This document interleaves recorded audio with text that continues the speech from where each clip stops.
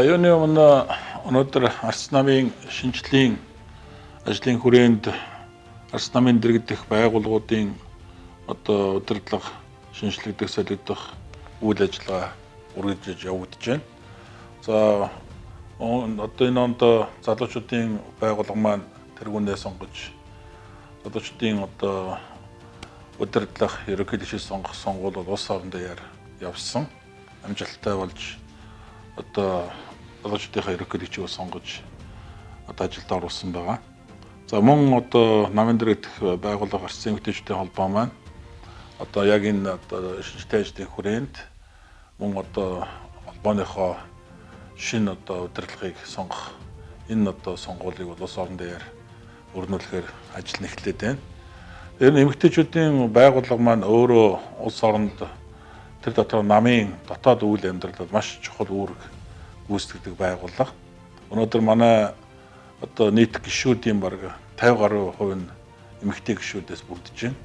Өнөөдөр төлөөллийн төв байгууллага улс үндэсний бодлогын хорооны гишүүдийн маань 40% нь эмэгтэйчүүд төлөөлж байна. Тэгээ энэ бүх үзүүлэлтээс харахад бол манай эмэгтэйчүүдийн оролцоо үүрэг бол маш их байгаа гэдэг бол эндээс харж болно. Ер нь өнгөрсөн хугацаанд намын шинжлэлийн үйл ажиллагаанд манай эмэгтэйчүүд маш өндөр үүрэг хариуцлагатай оролцож намын шинжлэлийн үйл ажиллагааг өрнүүлэх явуулахад маш их чухал үүрэг гүйцэтгсэн. Тэгээд энэ ажлын хүрээндээ бас ингээд өөрийн байгууллагын удирдлагуудаа шинжлэх энэ сонгуулийг улс орон дээр эхлүүлж яваад бол бас нэг Арц намын томоохон шинжлэлийн нэг ажил болж өрнө гэдэгт бол итгэлтэй байна. Тэгээд өнөөдөр эмэгтэйчүүд маань нам дотроо тодорхой хэмжээнд өөрсдийн орон зайг эзэлсэн, өөрсдийн үйл ажиллагаа явуулж чаддаг байж гэмээр цаашдаа төрд улс орондоо илүү их зүйлийг хийх тэр боломжийг бүрдүүлж чадна гэж ингэж харж байгаамаа. Тэгээд ер нь бол Арц намын эмэгтэйчүүд илүү хурдтай аливаа асуудалд санаачлагтай хандж чаддаг гэдэг олон зүйлээр бол бусад намуудын эмэгтэйчүүдээс давуу байдаг гэдгийг харуулж дараагийн сонгуул улс төр үйл ажиллагаагаар харуулж ирсэн. Энэ бол өнөөдөр Арц намын нийт гишүүд бол эмэгтэй гишүүдээрээ барах ч юм аа. Ингээд өнөөдөр Арц эмэгтэйчүүдийн холбооны тэргүүнийг сонгох энэ сунгааны үйл ажиллагаа амжилттай болно гэдэгт итгэлтэй байна. Нийт эмэгтэйчүүдтэй сонгуулийнхаа үйл ажиллагаанд идэвхтэй оролцоорой. Энэ 5 үеийн өнөөдрийн сонголт 5 үеийн цаашдын үйл ажиллагаа амьдралд бол маш чухал ийм сонголт болох болно гэдэгт би итгэж байна. Тэгээ 5 үед бас хариуцлагатай хандаарай гэж уриалгах гэсэн юм аа. Ингээд бүгдээрэнд нь амжилт хүсье. За өнгөрсөн 28 жилийн хугацаанд Арцсан эмэгтэйчүүдийн холбоо гишүүдээсээ боловсралтай, чадвартай, мэрэгжлийн олон улс төрчдийг бэлтгэж Монголын улс төрд оруулсан. Энэ бүх хүмүүсийн ачаар өнөөдөр Монгол улсын хөгжил цэцэглэл энэ хэмжээнд хүрсэн гэдэгтээ хинч арга харахгүй. Бидний өмнө бол маш том зорилт тавигдж байгаа. Өнөөдөр Монгол улсын төр хямралд орсон Монголын хөгжлийн зогсон байдал нүүрлж байгаа энэ цаг үед төрийг хариуцлагатай болгох ард иргэдийн оролцоог төрийн бүх шатны үйл ажиллагаанд идэвхтэй оролцуулахад Арцсан эмэгтэйчүүдийн холбоо манлайлагч болж ажиллах шаардлагатай байна. Ийм учраас өнөөдөр Арцсан эмэгтэйчүүдийн холбоо энэ их том хөдөлгөөнд өөрийг нь манлайлж орох лидерээ буюу тэргүүнээ сонгох юм хариуцлагатай үйл ажиллагааг эхлүүлээд байна. Тэгээд нийт Арц намынхаа эмэгтэй гишүүд тэргүүнээ сонгох гэж байгаа та бүхнийг сонголтоо зөв хийж мэрэгэн оюун ухаанаар улс орныхаа ирээдүйн төлөө хариуцлагатай оролцоотой байхыг уриалж байна. Эмэгтэйчүүдийн оролцоо өөрөө ардчиллийн хамгийн гол баталгаа болдог юм шүү гэдгийг эцэст нь та бүхэндээ хэлье. Ингээ бүгдэнд нь амжилт хүсье. Та бүхний маань сонголт мэрэгэн байх болтугай. Эмэгтэйчүүдийн нийгэм дэх оролцоо, улс төр дэх оролцоо бол үнэхээр манлайлалын түвшинд байгаа. Тэгэхээр нийт сонгогчдын 60% нь эмэгтэйчүүд байж байдаг. Тэгэхээр манай Арцсан намын эмэгтэйчүүдийн холбоо бол энэ нийгэмд эмэгтэйчүүдийн үүрэг оролцоог илүү түлхүү гаргахад бол манлайлж оролцдог ийм байгууллага. Өнгөрсөн 12-16 онд манай намаас сонгогдсон их хурлын гишүүд төрийн албанд ажиллаж байсан одоо томоохон албан тушаалтнууд нийгмийн бүх салбарт оролцсон эмэгтэйчүүд бол үнэхээр одоо манлайлж чадсан. Тэгэхээр энэ одоо эмэгтэйчүүдийн байгууллагын өнгөрсөн хугацаанд хийсэн ажил манлайлсан энэ арга хэмжээнүүд бол үнэхээр одоо Монголын нийгэмд бол урагш хөгжөхөд бол түлхэц өгсөн. Өнөөдөр одоо манай эмэгтэйчүүдийн холбооны бүх гишүүдээс сонгогдох энэ одоо ээлж сонгуул болж байна. Тэгэхээр манай шинжилсэн дүрмээр бол бүх гишүүдээс сонгогддог одоо ийм бүтцийн байгууллагуудын дарга нартай болсон. Өнөөдөр энэ арчлалыг хөгжүүлэх, эмэгтэйчүүдийн оролцоог улс төр дэх бол нийгэм дэх оролцоог нэмэгдүүлэх энэ үүргийн төлөө олон эмэгтэйчүүд одоо тэргүүндээ дээрээс нь одоо аймгийн болон сумдын тэргүүнд одоо өрсөлдөж байгаа. Энэ эмэгтэйчүүдтэй энэ сонгуулийнхын ажилд амжилт хүсэж та бүхний одоо манлайлалдор та бүхний одоо энэ улс төр дэх болон нийгэм дэх одоо оролцоо илүү байсны үр дүнд одоо Монголын нийгэм бол илүү сайн болно гэдэгт би огт эргэлздэг. Та бүхэнд амжилт хүсье.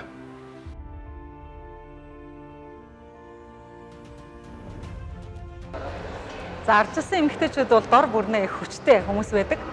Тэгээд ардчилсан намын эмэгтэйчүүд бид бас нийлэхээр өөр өөрсөндөө байгаагаас илүү их хүчтэй хэд дахин үржүүлсэн юм шиг бас тийм их бүтээлч болдог. Тэгээд бид 2012-оос 2016 онд улсын хурд байхдаа тэрийг бид маш их мэдэрдэг байсан. Яг гэвэл манай ардчилсан намаас тэр үед 6 эмэгтэй улсын хурд байсан. За тэгээд бид нийлж одоо маш олон хуулийн төслүүдийг хамт амжилттай хийж чадсан. Хүүхэд хамгаалах тухай хуулиуд, хөгжлийн бэрхшээлтэй хүний эрхийн тухай хууль, тамхины эсрэг хууль, хог хаягдлын тухай хууль гэдэг одоо бодоход бол бид нар маш олон хуулиуд дээр зарчмын байр суурин дээр бол эрхтэй гишүүдийн хийж тэр болгон чадж байгаагүй, тэр болгон учрын сайн нарийн олж чадж байгаагүй асуудлууд дээр нарийн нюанстай нэгдмэл байдлаар ажилладаг байсан. Одоо ч гэсэн ингээд ардчилсан намын эмэгтэйчүүд хаана байна, хаагур юу хийж явна, тэд нэр нийлээд нэг ажил хийхээрээ бүр нэг уг мохортон толтол хийдэгтэй гэдэг ингээд хүмүүс ярьдаг. Тэгээ тэрийг бас сонсоход сайхан байдаг. Тэгээ мэдээж хэрэг хүмүүс ганц ганцаараа нэг нэгээр ирэхээсээ илүү нийлээд хамт олноороо аливаа нэгэн томоохон ажлын ард гарах шиг амтайхан сайхан зүйл байдаггүй. Тэгээ тэр одоо ажлын амтанд бол бид дандаа хамтдаа илүү хүчтэй бие биенийг одоо урам зориг оруулж урагшилж явдагтай баяртай байдаг. За ардчилсан намынхаа дотоод сонгуульд оролцож байгаа бүсгүйчүүдэд амжилт хүсье. Манай намын дотоод сонгуул гэдэг бол шинэ эрч хүч авчирдаг, шинэ лидер авчирдаг. Одоо бид өөрийнхөө одоо урд нь сонгож байсан лидерийг дахин сонгосон байлаа ч гэсэн тэр нь илүү их шинэ эрч хүчээр бас энэ ажлыг хийх урам зоригийг авдаг. Ийм учраас та бүхэнд амжилт хүсье. Ардчилсан намд бол мэдлэг боловсролоос гадна ёс зүй харилцааны өндөр соёлтой төрийн бодлогод эмэгтэй хүний уян хатан бодлогоор оролцож үгээ хэлж чаддаг тийм улс төрч эмэгтэйчүүд бол олон байдаг. За тэдгээрийг бол ардчилсан эмэгтэйчүүдийн холбоо олон жилийн хугацаанд системтэйгээр бэлтгэж ирсэнтэй холбоотой. За өнөөдөр улс төрийн намуудын тухай хуульд эмэгтэйчүүдийн квот тогтоож төрийн болон төрийн үйлчилгээний албан хаагчдыг намын харьяалаас гаргаж өгсөн явдал бол нийт хүн амын донд 50% эзэлж байгаа эмэгтэйчүүдийн дотор ардчилсан эмэгтэйчүүдийн холбооноос үйл ажиллагаа өргөдөх улам өргөн боломжийг олгож байна. Ингэснээрээ бол ардчилсан эмэгтэйчүүдийн холбооны нэр хүнд өсч өргөжих болно гэж үзэж байгаа юм аа. За өнөөдөр ардчилсан намын шинжилгээ хүрээнд ардчилсан эмэгтэйчүүдийн холбооны удирдагчдыг сонгох сонгуулийн одоо сунгаа явагдаж байна. За энэ сунгаа бол ардчилсан эмэгтэйчүүдийн холбооны үйл ажиллагаар сурталчлах, гишүүдийнхээ санал бодлыг сонсох өргөн боломжийг бүрдүүлж байгаа юм. Тэм учраас энэ сунгааны ажилд амжилт хүсье. 1996-аас 2000 оны парламентод анх удаа хамгийн олон буюу 8 эмэгтэйчүүд тэр дундаа нийгмийн ардчлалын чиглэлээр, гендерийн тэгшэрхийн чиглэлээр ажиллаж байсан төрийн бус байгууллагууд болохоо социал-демократ эмэгтэйчүүдийн хөдөлгөөний тэргүүн Эр наран гэрэл, либерал эмэгтэйчүүдийн оюуны сангийн тэргүүн ООН, дэд тэргүүн Ү наран цэцэг, хөдөөгийн эмэгтэйчүүдийн хөгжлийг дэмжих сангийн тэргүүн миний бие, зориг сангийн тэргүүн оюунаар сонгогдсон ажиллаж байсан. Энэ парламентод бид анх удаа эмэгтэйчүүдийн бүлгийг байгуулж нийгмийн эмзэг анхаарал татсан асуудлаар эрчүүдтэй лобби хийж ажиллаж байсан юм аа. Ер нь тэр үед шилжилтийн нэг нийгмээс нөгөө нийгэм рүү шилжилтийн үе байсан учраас бидний баталж байсан хуулиуд бүгд шинжиллийн ийм хуулиуд байсан. Нийгмийн болон эдийн засаг улс төр эрхцэн чиглэлээр батлан гаргасан олон арван хуулиудад эмэгтэйчүүд бидээ оролцож байсан. Ардчилсан намын дэргэдэх ардчилсан эмэгтэйчүүдийн холбооны тэргүүнд нэр дэвшиж байгаа үзэл бодол нэгтэй эмэгтэйчүүд лидерүүдтэй ажилласан.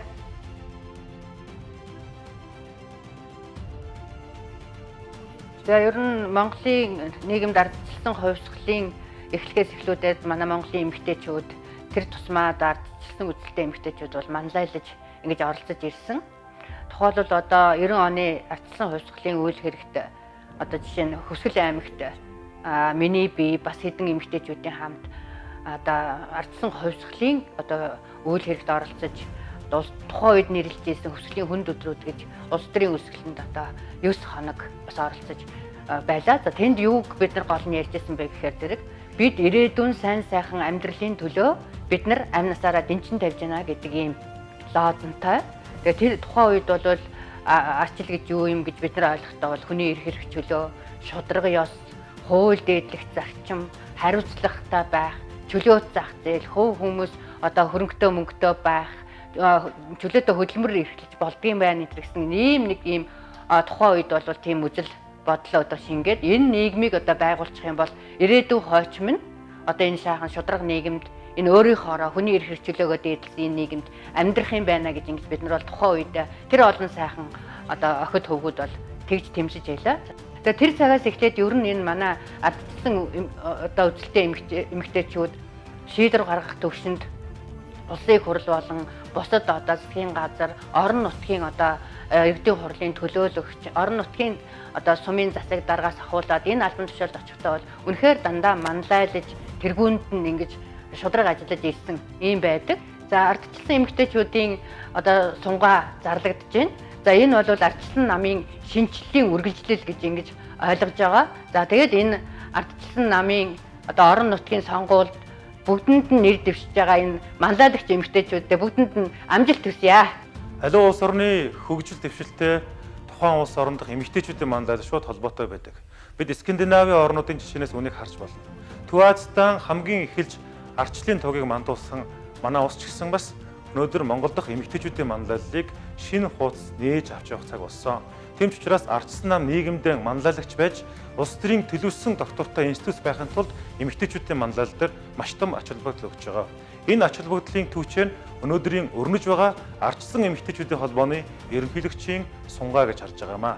Бид нээлттэй ээлт тод оролцоог дэмждэг, үнэт зүйлээ баримталдаг, үндсэн дүрмэн сагтаг ардчилсан нам байхын тулд бид энэхүү олон удаагийн сунгааг явж байгаа. Намын даргын сунгаа, ерөнхийлөгчийн нэр дэвшигчийн сунгаа, ардчилсан залуучуудын холбооны сунгаа, ардчилсан эмэгтэйчүүдийн холбооны сунгаа. Энэ бол ардчилсан намын нээлттэй ээлт тод институт болохын нэгэн том жишээ юм аа. Тэм учраас та шинжилэлд оролцоорой, шинжиллийн гэрчин болоорой, түүхийг хамтдаа бичцгээгээрэй гэж та бүхэнд уриалж байна. Зөвхөн бодлого үйл ажиллагаагаар өрсөлдөж чаддаг, бодлогын намын нэг том хүчин байж чаддаг эмэгтэйчүүдийнхээ энэ шинжилгээг эхлүүлж байгаа нэр дэвшигчтэй мянган залуучуудынхаа нэрийн өмнөөс ардчилсан залуучуудын холбооны нэрийн өмнөөс хүн талархал илэрхийлж сунгааны үйл ажиллагаанд нь амжилт хүсэж байна.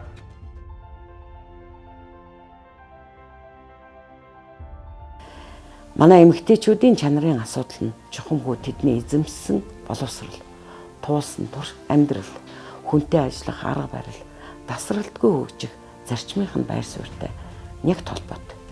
Ардчилсан эмэгтэйчүүд хүүхнүүдээ үе шаттай улс төрийн боловсрал олж авахт нь 2000 оноос хойш тууштай дэмжиж боломжийг нь хангаж ирсэн.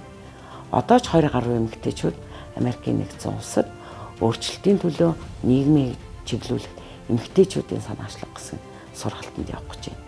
Үүнийг л би бас улс төрийн бэлтгэл ба ялгаа гэж хэлэх гэсэн юм аа. Миний хувьд хамгийн олон жил ардчилсан эмэгтэйчүүдийн холбоотой ажиллаж олон улс төрч эмэгтэйчүүдэд бэлтгэж сургаж ирсэн хүний хувьд аймаг нээслэл, дүүрэг, цаашлаад үндэсний хэмжээний холбоог удирдахаар нэр дэвшигч бүх хүүхнүүдтэй амжилт хүсгээн зэрэгцээ. өөрөө сайн удирдахч байхын зэрэгцээ. Араасаа хэр олон удирдахч эмэгтэйг төрүүлэн гаргав гэдэг хэмжүүр байнга явдаг учраас өнөөдөр Монголын арчилд тулгарч буй олон сорилтуудыг эрсдэл багтаа даван туулахад хамтдаа зүтгэхийг уриалж байна. Ардчилсан нам бол гишүүдээ сонсдог гишүүн төвтэй нам юм. Ардчилсан намын даргаыг нийт гишүүд дэмжигчдээсээ сонгож, ардчилсан намын дэргэдэх байгууллагын тэргүүдийг мөн нийт гишүүд дэмжигчдээсээ сонгож буй энэхүү тогтолцоо нь ардчилсан нам гишүүдээ сонсдог нам болохыг нотолж буй нэгэн том нотлогоо юм а.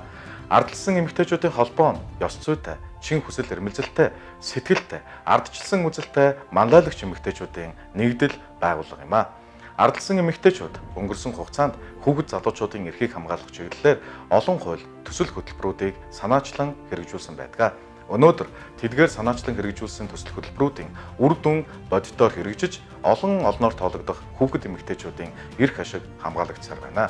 Эндээс харахад ардчилсан үзэлтэй эмэгтэйчүүд маань энэ нийгмийн түүчээ болж энэ нийгмийн манлайлагч байдаг юм гэдгийг нотолж буй нэгэн том нотлохоо бас муу юм а. Ардчилсан үзэлтэй мянган эмэгтэйчүүдийг игнэндээ нэгтгэсэн ардчилсан эмэгтэйчүүдийн холбооны тэргуунд нэр дэвшигчдтэй амжилт хүсье.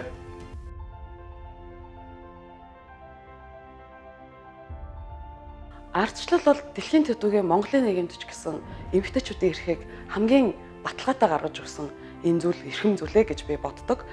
За ардчилсан эмэгтэйчүүдийн холбооны маань үе үеийн лидер эмэгтэйчүүд яг энэ чигүүргээ маш нэр төртөө биелүүлж нийгмийн дуу хоолой, эмэгтэйчүүдийн дуу хоолой болж энэ чигүүргээ маш хэрхэн нэр төртөөр сайхан биелүүлж ирсэн гэж би хүндэтгэж авдаг. За өнөөдрийн ардчилсан эмэгтэйчүүдийн холбоо бол залуу эмэгтэйчүүд биднийг хөгжих, дэвших, өөрсдийнхөө нөөц бололцоог ингэж бүрэн дүүрэн дайчлан ажиллах бүх боломж бололцоог бол ингэж хангаж өгч ажиллаж чадаж байгаа. Энэ үднээсээ бол ардчилсан эмэгтэйчүүдийн холбооны гишүүн манлайлагч эмэгтэйчүүд бол нийгмийн нүүр царай болж чаддаг юм а гэж би бодож байна. Ардчилсан эмэгтэйчүүдийн холбооны бүх шатны сонгуульд нэр дэвшиж байгаа нэр дэвшигч эмэгтэйчүүдэд амжилт хүсье. Улс орны хөгжил дэвшил, эмэгтэйчүүдийн үүрэг оролцоо манлайлал зайлшгүй шаардлагатай байгааг олон улсын түвшинд, олон улсын байгууллагууд баталгаатайгаар дарга бидэнд судалгаагаар харуулж байгаа. Энэхүү үйл хэргийг Монгол улс ардчилсан нам, цаашлаад ардчилсан эмэгтэйчүүдийн холбоо, ардчилсан залуучуудын холбоо нэр төртэйгээр биелүүлж аваад бид сайн харж байна. Иймээс бид эх орноо цаашлаад их дэлхийгээ хөгжүүлэе гэж бодвол өнөөдөр эмэгтэйчүүдийн манлайлалыг бодлохоор дэмжих нь зайлшгүй хэрэг болоод байна. Ингээд ардчилсан эмэгтэйчүүдийн холбооны бүх шатны сонгуульд нэр дэвшиж байгаа нийт эмэгтэйчүүдтэй амжилт хүсье.